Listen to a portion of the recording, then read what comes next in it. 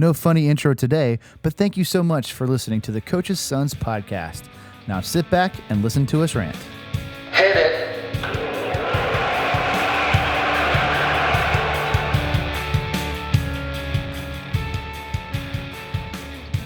Welcome to the Coach's Sons podcast. My name is Andrew. And I'm Chris. Guys, this one's going to be a little unhinged. Chris is on vacation. He is at the beach, but he's dedicated. And so we're going to try to do a podcast. Just so you know, we're going to try a couple things out. Because we're doing this virtually, we're also going to post this on YouTube. So all you YouTube folks out there, thanks for joining us. I'm empty-handed because I don't think I need to be having one while we do this. Chris, how much have you had to drink already? We're not going to talk about that. We don't talk about Fight Club. Sounds good to me. Well, everybody, it's obviously there's some things we want to talk about, some big heavy hitter matchups, some things we're looking forward to, some things that made me cry. But we're going to get to all of it. Let's start with just a fun matchup that happened earlier this week when Paul Skeens faced his idol, apparently. They kept playing that up, but Mr. Shohei Ohtani. What a matchup. You show up to that ballpark, you got everything you wanted to see. So I remember texting. I definitely texted you. I want to say Doug was in the text too. I texted a bunch of other friend groups. That is part-time producer Doug Irwin. And it was like, oh shit, Skeens just struck out Ohtani on 3 straight roughly 100-mile-an-hour fastballs. Mm-hmm. Just FU fastballs right down the middle. Ohtani couldn't handle them. Well, right? and don't forget, he struck out Mookie prior too. Like I think Mookie swung at this is about Ohtani. Slider. I know, but I'm just saying, like Skeens is on his like high level. He's on it. Yeah, he ultimately the Pirates end up winning the game. He ultimately pitched very well. I want to say he had a quality start without looking at the exact numbers, but overall he went right at Shohei.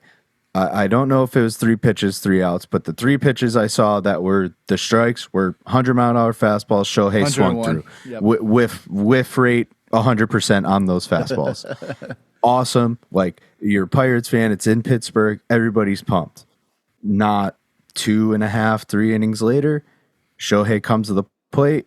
Skeens throws his patented 100-mile-an-hour fastball, and Shohei hits it 105 over the center field fence. Dead center. Dead fucking center. You got everything you came for because you're like, hey, I get to go see Shohei play. Hey, I get to go see Skeens pitch. You watch the elite of the elite from Skeens. You watch the elite of the elite from Shohei, and they just like collision course. It was awesome. And here we are. What did I say to you? I was like, isn't baseball awesome? Or to who is it? Sarah Langs, right? To quote her, like, baseball is the best. Yeah, like, where else? What other sport do you get that in? Like, you watch the creme de la creme of 2 absolute superstars. Mm-hmm. Yes, completely different aspects of the game, but to not call Skeens a superstar is crazy. If anybody thinks that, you're wrong. But I don't know. You just don't know what else to think because you're like, oh, well, Shohei's lost this step. And then, again, 25 minutes later, there goes Shohei. Yeah. You're like, God damn.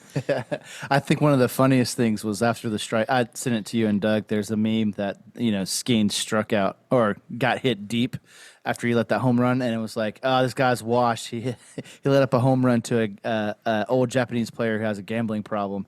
And thought that was funny. But, I mean, it is very cool. It got me thinking, too, Chris, what matchups are you just excited about seeing or you wish you could see more of, right? So Skeens, Ohtani is a big deal. But, like, let's power versus power or, I mean, smarts versus smarts. Like, what pitcher, batter matchup would you want to see that you're like, I got to watch this shit? I have one, and I want to hear what yours are. I think you might have to go first because I wasn't prepared for this. we had to have a call prior to this, and you didn't prepare me for this one. I didn't prepare you for this one. I apologize. And I will have some, but you hit me with whatever you got first. Okay, so and when we're talking power versus power, I want to see, and it's going to have to happen in interleague play or the World It'll Series. happen. Everybody plays everybody. That's true. Okay, so unless it happened already and we didn't check. I want to see Glasnow versus Judge. Well, that's going to happen this weekend. Yeah, actually. Oh, is Glasnow pitching this weekend? Pretty sure he's pitching Sunday night. You might get to see it on ESPN Sunday Night Let's Baseball. No fucking free go. ads, by the way. I But want to see let me that shit check so that. bad because Judge is just on fire right now, which we'll talk more about later. And Glasnow Glasnow's- Sunday. That's correct. Okay, all right, Sunday. Everybody tune in. That's going to be an electric at bat every time it happens because Glasnow's the top of his game right now, and so is Judge. That was the first one that popped into my head. I mean, it's hard not to like name Judge and like you keep you're like, okay, Skeens, and then you're like Skeens and Soto, right? Like in your head, you just keep going down that line.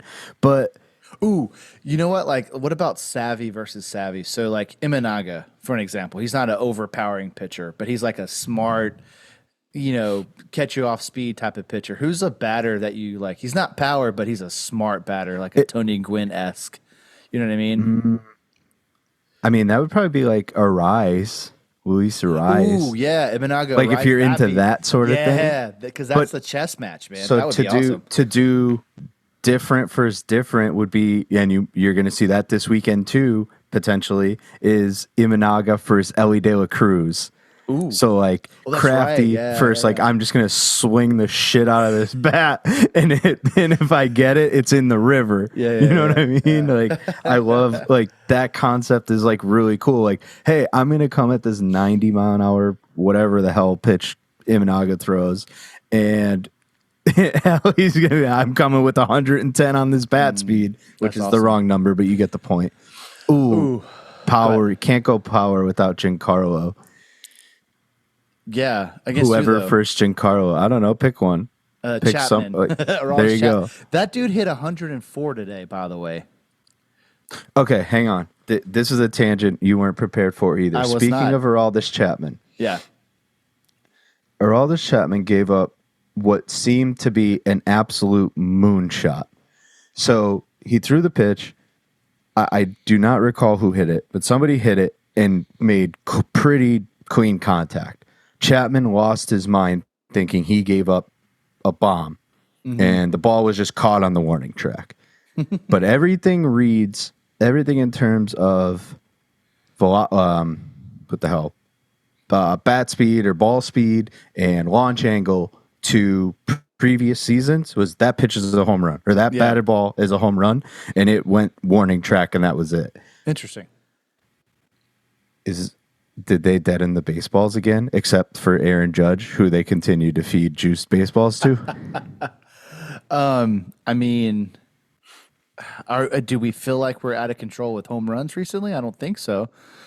Well, no, that would for Judge, yes, but for the rest of the league, no. Definitely not. Interesting. I mean, it's definitely not out of the question.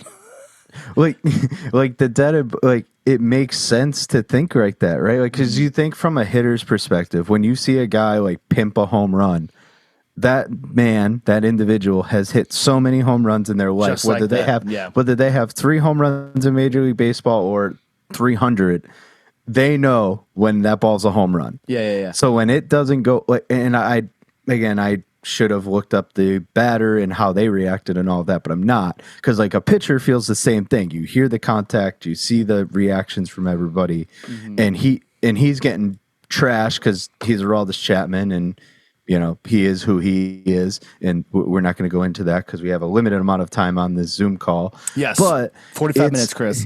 Oh, allegedly. We'll figure it. We might. But just as a heads up, this might get cut short. So if you're watching on YouTube, it might just be like, hey, this is over. And you deal with it. We were doing our best.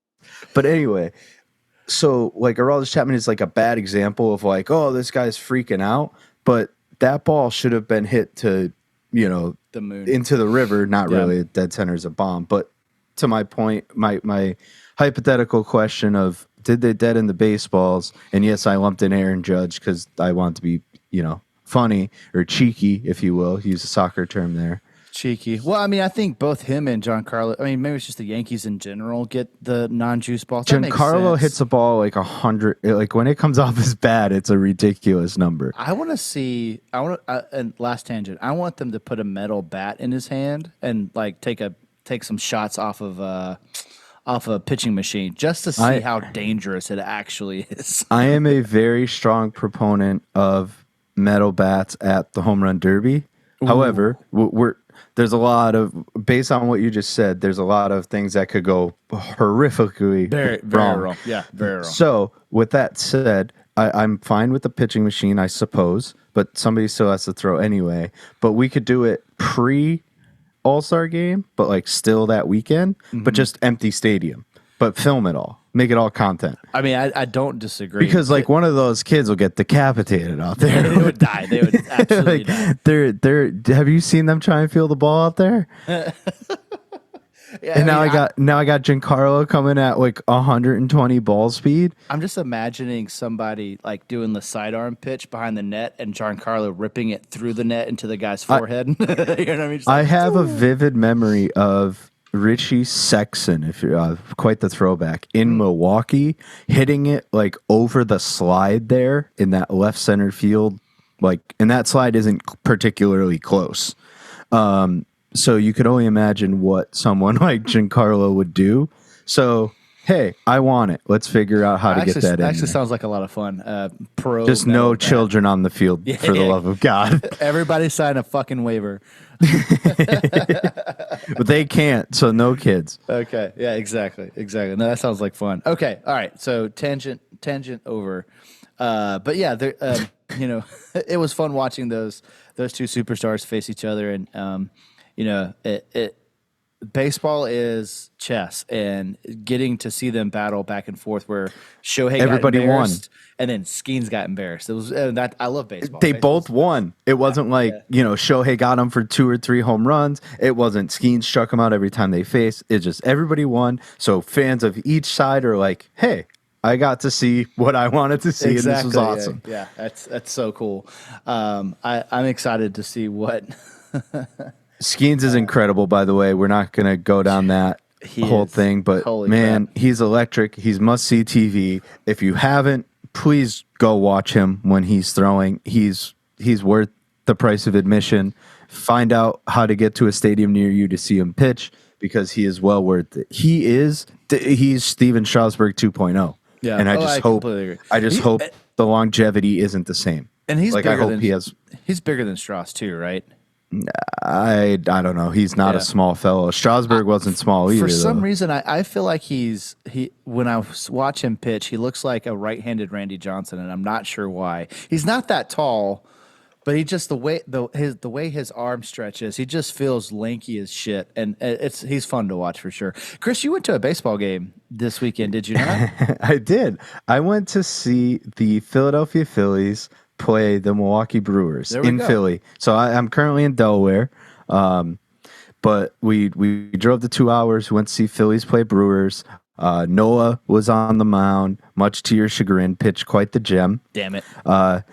Some of us may have bet the over. Some of us may have bet over like 13 and a half runs. We kind of got carried away with that one, but that's okay. We didn't win, and we didn't expect to win. Shit happens. But my takeaway, what I thought was like fun in the whole thing, was that this was Rhys Hoskins' return to Philly. Oh, that's right. So yeah. Rhys Hoskins' return. Now, mind you, this was, what the hell is today? Today's Thursday, the 6th. Thursday. I don't think they played today. Hoskins' actual return. He got quite the standing O. Real Muto called time, went to the mound, that whole shit. We might get cut off, by the way. Try not to. But, you know, they got the whole standing ovation thing. In a perfect, like, Philly outcome, Philly won the game. Rhys Hoskins hit a home run. Fans are happy, super happy. Everything was cool. I have no idea what happened on Tuesday. Now on Wednesday, he was whatever, serviceable, and he got, you know, standing O's every time he came up. But then he came up in like a decent situation, runner on, game's 2-0, Hoskins at the plate, everybody booed him. It was like the perfect like encapsulation of Philadelphia Phillies fandom. Was like, we do love you. Like, you have a solid place in our heart forever, but you're not with us yourself right now. anymore. Yeah. And yeah, pretty much, right? Like he was making dive play. I was with one of my best friends, big Phillies fan, Kyle. He's like, Reese Hoskins made a diving play. He's like, you've never done that ever. Like, when did you start figuring out how to do that? Right? Like, it again, like that dynamic is crazy. Where it's like he's beloved there. He's he'll never have to buy a beer ever in the city of Philadelphia. Like people love that guy, but at the same time, he comes up. They're like, fuck you, buddy. Like, you're no longer with us. We need to win this game. And it was just a good dynamic, and obviously always good to be at a ballpark. Citizens Bank is high up there on my list. Again, much to your chagrin, but I certainly enjoy being there. Yeah. Well, that's awesome, man. I went to a baseball game earlier this week too. It was a minor league baseball game, the Greenville Drive. I caught a home run ball. What an insane I was thing. sitting on top of the Monster, which is the best seats in the house, by the way, if you ever go to a Greenville Drive Single game. A, Greenville Drive, Boston Red Sox affiliate, by the way. Go on. Yeah, exactly. And they're a next level team. Like the stadium's great, the team's great. It's a great experience. So, but anyways, all right. So, Chris, again, we're going to be a little disjointed. We're kind of all over the place, but real quick, I'll do a kind of a Braves breakdown. Obviously, literally, we had a breakdown with Acuna getting injured. What a sad state of affairs. I mean, you got to feel bad for this kid. He really only has a couple seasons under his belt, full seasons for the most part, and he's going to miss the rest of the season again.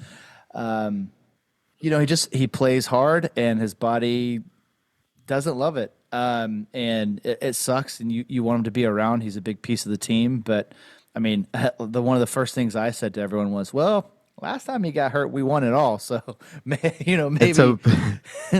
don't know. That's a tough way to think. Go ahead. I was just saying, it's one of those things that, we talked about at the very beginning of the year. What would have to happen for me to feel like not great about the team? And that superstars getting hurt. We got Strider and Acuna, who are now both out for the season, and I'm going, okay, this is not looking great. So we got bright spots, right? So Max Fried is pitching his ass off. The last 3 games, he has averaged 8 innings. He has a total ERA of 1.13, 28 strikeouts in 24 innings. Batting average against him's 173. Like, he is pitching out of his mind. I think one of those is he's stepping up big time. Yeah. Complete game shut piece, I think that was. Yeah, exactly. And he had, a couple starts prior, he had 7 innings, no hits, and they took him out for whatever reason. Like, he's looking legit. So the Strider, obviously having him and Strider would have been ideal, but with Strider going out, Sale pitching the way he has, I feel good about that. So maybe we're okay there. We still need another arm. That has to happen for us to be competitive. And then the Acuna thing, listen, Kelenick's playing great. He just screwed up his wrist. Did anything happen with that yesterday? I just think I think it was like X-rays and stuff were negative, so I think we're okay. It looked there. really bad, really bad, and I was sad. I was sad in the club. So we'll see what happens there, and hopefully he stays healthy because we need him. Because if he goes out, then you're in real trouble. Then we're in real trouble. Because Duvall, I mean, I love Duvall as an athlete and as a person, what he's done for the city, but he's not an everyday player. He's just not anymore. And so, I mean, Azuna still playing out of his mind. That guy is never going to stop hitting the baseball hard. So, fingers crossed that, he continues to stay hot. We're going to have to get another piece on the offensive side to even think about it. So yeah, it's a woe is me time of the year right now. So yeah, I have a question on Acuna for you. Yeah, this will be a personal question and a team related question. Love it. All in the same. How do you feel about him playing winter ball in Venezuela in the off season? Does that just need to come to an end? Is there a conversation of hey man, I need you to tone it down if you are going to be there? Because you kind of have to let him be him, right? To Well, I mean, you do have to let him be him, but like also, this is his last contract with us. So after the season, it doesn't really matter what he does in the winter, from my perspective. I don't. He's done right now after this year. I think this is the last year. Yeah. There's no way he's not. Go ahead. Go ahead. Go ahead.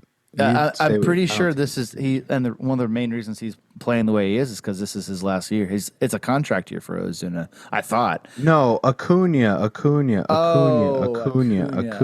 sorry. Acuna. Acuna Matata. I don't think that has anything to do with his.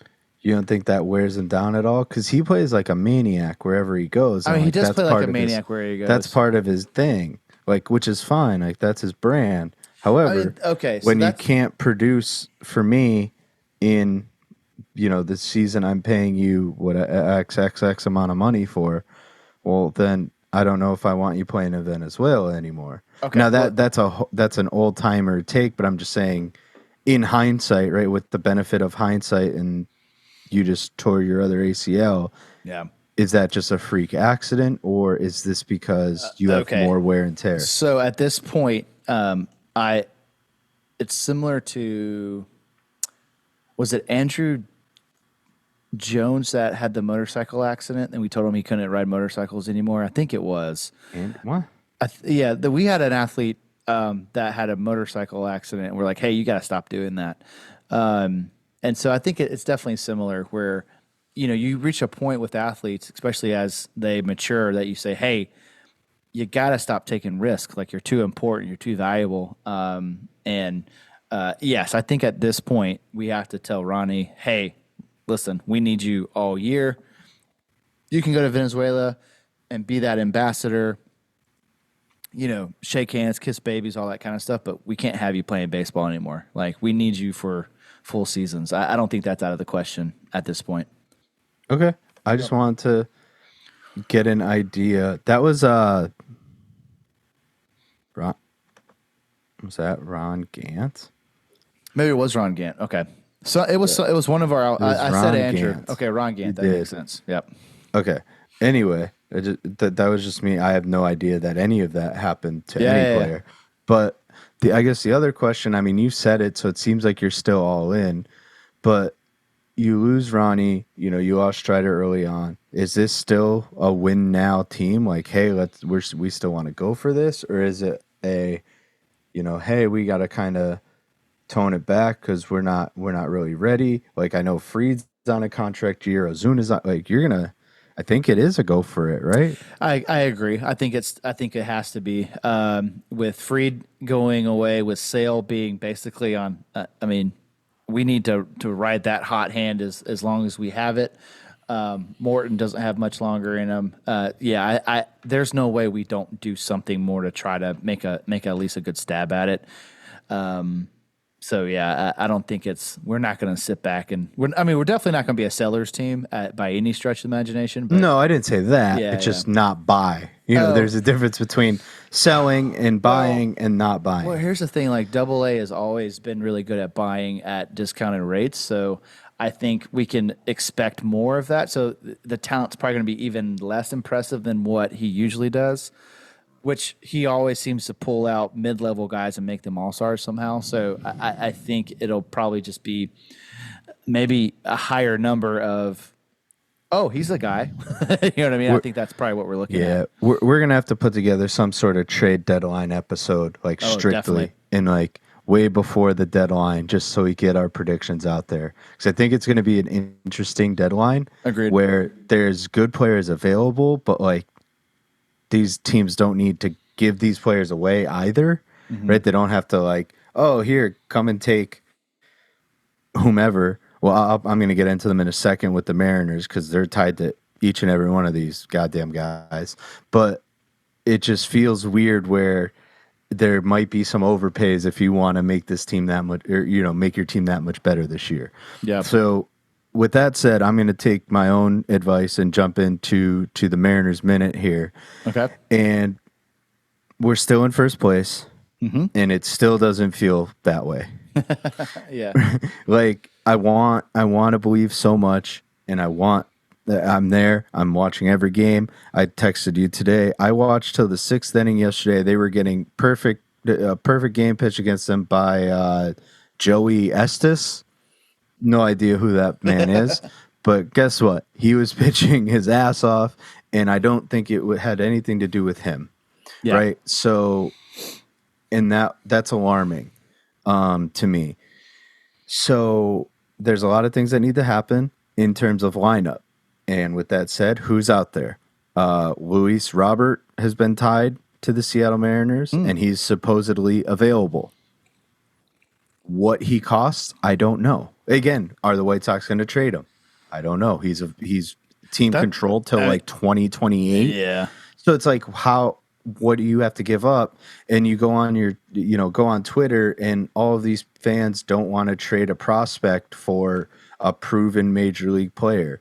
And I don't comprehend that mindset, right? Because, like, yes, okay, Luis Robert gets hurt a little bit, misses some time, but like, if any prospect that's in my system ever amounted to be him, I would be thoroughly pleased with the concept that that's Luis Robert, right? So, you're looking at guys like that. Somehow, and we kind of nix the 3-up 3-down thing, but Vladimir Guerrero Jr. has been touted in trade talks as well, and also somehow linked to the Seattle Mariners. And the guy has been an absolute machine since May 1st. Let me see if I could find it. Hopefully it's still up. It's not. Why would it be, right? That would be too easy. But since from May 1st to the June 3rd, he was hitting 367, had 3 home runs, couple RBIs, he had 16 RBIs. Like, the guy turned it around. He's back to close to an 800 OPS, which like wasn't even an idea. It wasn't even a concept at some point in the season. So again, sure, Vlad's available. What are you willing to pay for him? Yeah. And for my concept, I'll blow it all up. You go get me get me a ring. You get me a ring. I don't care who you trade. Man, I hope it is the Blue Jays, because that would be hilarious and a fun conversation with the guys over there. I mean, the Blue Jays kind of got an easy stretch recently, and they're hovering back around. Like, they're right around 500, so they're not completely dead. Especially with Vlad. But they're 2 games under 500, but they're 13 out of the division. But to the point of wild card, they're 3.5 back, so they're not out of it. Yeah. 7-3 in their last 10. So again, the point of like, what do you do and how long do they wait? Like, that's a team that probably waits till July 30th to start fielding phone calls. Yeah, Bo Bichette's the same thing. Bo Bichette hasn't really turned it around, but he's 25, 26 years old. And I kind of prefer Bo Bichette on my team than not on my team. Right? Like, are you like, I'm getting rid of Bo Bichette? No, like, I'm going to give him every opportunity to succeed. I'm talking about a ton of guys not on the Mariners, but I'm just giving you an idea of like, they need to make moves, and now's the time. The pitching staff has been there. Kirby's been solid. Gilbert's been solid. Castillo is Castillo. Brian Wu, Bryce Miller, they're all pitching very well. The lineup, it has holes, and that's the end of that's the end of the story. Yeah. They made a deal for Victor Robles, if you remember him. He was a top prospect for the Washington Nationals for a little while. He was put in a shitty spot last night against Mason Miller. Grounded into a double play. It was a whole thing. They pinch hit him. It was a disaster. Like, this shouldn't have happened. But anyway, but that's what we're working with, like platoon guys. I'm sick of it. Go get me a guy who's in left field or right field or whatever fucking field you want to put him in, that he's there every day, and I have nothing. He's penciled in. I don't have to worry about that position. That's not happening right now, and I'm concerned. But there's needs. I can't wait for deadline talk, because I need them to make so many goddamn moves. They're going to make like one move, and it's for a position you don't need. I tell you what, man, a couple years ago, they surprised the hell out of me and got Luis Castillo like a couple weeks before the deadline. That's true. And it was completely out of the blue, and it worked. And here we are now, and he's our number one. He's for a better stud. or for worse. Yeah. And I'm happy with it. So That's my Mariners talk. We're in first place. It still doesn't feel that way. There's a lot of season left. The Rangers, the Astros, that's it. They're kind of hovering around, and I don't like it. And we'll see what happens. We've got 10 minutes left. Yeah, So yeah. So we're gonna speed through this real quick. So we're gonna speed round. You mentioned 3 up, 3 down. So Vlad is one of them. The other one is the sorry, hold on. Phillies. Philly. God. Hurry up. They got 3 aces. They look awesome. They're continuing to be world beaters. I hate every second of it. The New York Yankees are a problem because they are the only ones that have real baseballs. They're juiced. They're hitting home runs like crazy. Aaron Judge is playing out of his fucking mind. This guy is a killer.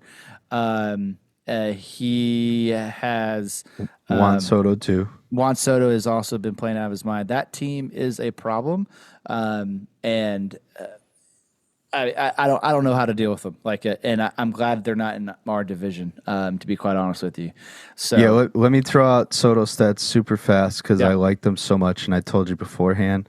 I lost my tweet. All right, here it is. He is hitting, or excuse me, he's slugging 836 against four-seamers, fastballs, 864 against sinkers, and 696 against cutters. And you might be like, oh, that's not great. And you're like, well, that's slugging percentage, not OPS. I read, me and a couple other people on this tweet, this is from Mike Petriello, but a couple other were like, oh, wow, 696, that sucks. That's OPS. Like, no. That's slugging, which is half of the components of OPS. Juan Soto and Aaron Judge hitting back-to-back is a problem. Yeah. The New York Yankees are a problem. If the Yankees don't re-sign Juan Soto, it might be the biggest fumble in baseball history. Like, they need to figure out whatever the hell they need to do to keep him on the team. Oh, and let's not forget, Garrett Cole is pitching rehab starts and pitching well. He is coming sooner rather than later. Yep, The Yankees are going to be a force. they are. Real That's quick, it for up. Yeah, Go. real quick. Judge has 5 home runs in the last 10 games, 17 RBIs, and is Stop throwing him fucking yeah pitches down OPS is, his over the OPS plate. is 1.4. Like, just don't. Why are you pitching to this guy? Why is this And guy never. not the Stop. Barry Bonds Walk, level? Yeah, just walk his Soto, ass. walk, Judge, face Verdugo, and figure it out then. All right. But regardless, 3 down. Let's go down. 3 down. So the obvious are the White Sox. We're not 13 gonna- straight losses. 13 straight losses. That is horrendous. They have the Second most in franchise history. Their franchise record is 15 They'll break it. from that came between the 67 and 68 seasons. That's- That was courtesy of Jay Hay. Yeah, and they play the Red Sox, and then this weekend they are up against I meant to bring it up, the Red Sox. Yeah, so I don't think they're said the Red going to. Sox. Yeah, it's the Red Sox. Yeah, so they're going to continue losing. I think they'll break that streak. And they're just real quick, their run differential is 152. You love run differential, but that's horrendous. That's so bad. It's almost double the second worst. But anyway, sorry. Okay, other two down. Blake Snell, Jordan Montgomery. We're going to What? lump them together. Dude, Blake Snell forgot They're how both- to pitch. They're both bad right now. I don't know how much we can contribute that to them being like not signing prior to the season starting and all of that. You know, I don't know. I call We're that we're shit in karma. June, right? So you Karma. kind of lose. You hate Scott Boras. I hate Scott Boras So that's so that's an A plus in your book. Of It 1.1 WAR, 9.51 ERA, and a 1.944 WHIP. He's been bad, Dog and shit. I know I was stumping for him to be a Mariner, and I refuse to believe I was wrong because I wanted him from day one. But man, he's been not good. But guess what? That means he wins a Cy Young next year. Okay, I could see you blinking. He's only worth negative 0.9 WAR, 1.72 WHIP. Also, just not good. I don't know what their deal is, and that might speak to the whole Diamondbacks team. We're going to need Right. to have our Diamondbacks guy on because it's just a disaster. Corbin Carroll too. I know I don't have stats ready for him, but he just has not turned it around whatsoever at all, and that's maddening for a lot of different reasons. But yeah, we might have to. We got a lot of people we need to get back on. I don't know how the hell we're gonna time that all right, but we need Aaron from the Diamondbacks and just a wellness check on him. Yep. The Blue Jays guys, like I think mid-season. I don't know. Maybe if they start trading guys, Chris? We should do a mid-season wellness check for the teams that are doing bad, and then a mid-season brag fest for the teams that are doing good. You know what I mean? we're gonna figure it out. Yeah, we'll do something like that. We'll work on it. I'll start reaching out to people All right, now. so we've got because we're almost there. We're almost there. We got about 5 minutes left. Oh boy! This weekend, what are we looking forward to this weekend? I've only got 2 call outs. Okay. One is the entire Yankees-Dodgers series. Yes. You want star power. You got star power. We already talked about alluded to Judge it. versus Glasnow. Yep. Judge Glasnow, Stanton Glasnow, Soto Glasnow. I'm pretty sure Soto left tonight's game, tonight's game. Don't know why. Didn't look into it at all. That's my fault. But anyway, big series for both teams, right? Just trying to prove you're worthy. So you'll have decent what the hell's his name? Heel, whatever you want to call him. He's pitching against Glasnow, and in terms of how hot pitchers are, he's just as good as Glasnow at this particular point. At this moment, yes. That's Sunday Night Baseball, by the way. Glasnow and Gil, whatever. I can't wait. My personal favorite is George Kirby and Cole Reagans. Okay. Mariners first, Royals. The Royals somehow have a better record than the Mariners. You clearly don't love that at all. The Mariners are going to come into town, though, take that series, and it's going to finish with, why can't I find it? That is on Sunday at 2:00 Eastern, Kirby Reagans. That is all I really had. Like, yeah, you're going to have your guys free throw Sunday. I think you had one to call out. I'll let you call that out. Scooball throws Sunday too. Okay, yeah. So Scooball's Sunday. Imanaga is Sunday against the Reds. And I want to say there was one more. But I forget it already. Who'd you say? Huh? Who'd you say? Imanaga versus the Reds, right? Just Cubs from Reds. Their first Reds in general is a good one. Yeah, it'll be a good game. I think the most laughable series is Rockies Cardinals. That I don't care to watch. The Cardinals that at are only all. 2 games under 500. And I said that about the Blue Jays, and it's like, oh, they're close. And I said that about the Cardinals, like they fucking blow. Like they're just not. They're probably closer to their division than the Blue Jays are. But I'm with you. Like I'm not impressed with what I've seen from. Like the I Cardinals have no concept or no like belief that the Cardinals have any chance to do anything. Yeah. So they are. Where the hell are they? Yeah, they're 6.5 out in the division. In terms of they're probably a ton back of the wild card though. There's no way that they are buyers. You ready? Wait. Yeah. They're 1 game out of the wild card.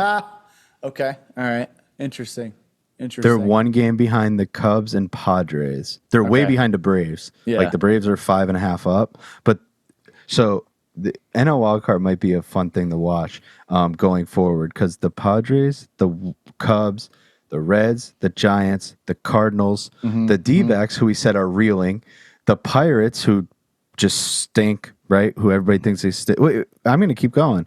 The Mets and the Nationals. So the only teams not included in this being the Rockies and Marlins, and then your division leaders, are 3.5 games out of the wild card. Holy shit, that's close. Right? That's close. I mean, the Rockies and the and Nationals Marlins are dog shit. They're like 21 wins. Like it's real bad. And the Nationals are 27-35. They don't keep that up. No way. They're 20. There's nothing to keep up. They win 43% of their games. I'm saying being 43% through 162 games is not getting you into the playoffs. That's baseball, man. You're not making the playoffs with, I don't know the number, with 78 wins. Yeah, no, you shouldn't at least. That's what for is sure. that number? 162 times. What Do number math did I quick. say? We have less than a minute. 1.435? 70 wins. Yeah, you're not making it. Okay, you're not making You're it. I definitely agree with you. Okay, everyone. Sorry for the weird episode, but we are. I hope you enjoy this one. Yeah, we're not going to do it like this very often, but we wanted to get this out because the last time we waited, it wasn't ideal. Yeah. we waited too long. But we hope you enjoy. We're gonna get this out. You should see it in the morning. So hopefully you're listening to this on your Friday commute. It'll be on YouTube. My name is Andrew. I'm Chris. And we're the Coach's Sons podcast.